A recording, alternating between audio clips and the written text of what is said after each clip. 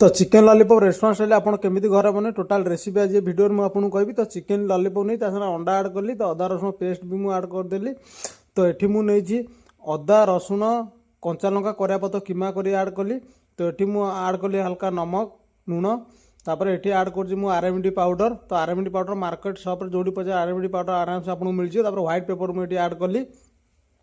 तो ये ऐड कली ब्लैक पेपर पाउडर, तापर हल्का मिर्ची पाउडर ऐड कली थोड़ा स्पाइसी पाई, तापर रेड चिली पेस्ट भी हल्का ऐड कली मो सारे। तो ये मुझे ऐड कली चिली सॉस, तो हल्का ये टमाटो सॉस ऐड कली कहना रेस्टोरेंट स्टाइल लॉलीपॉप जैसे खट्टा मीठा लगे दरकार।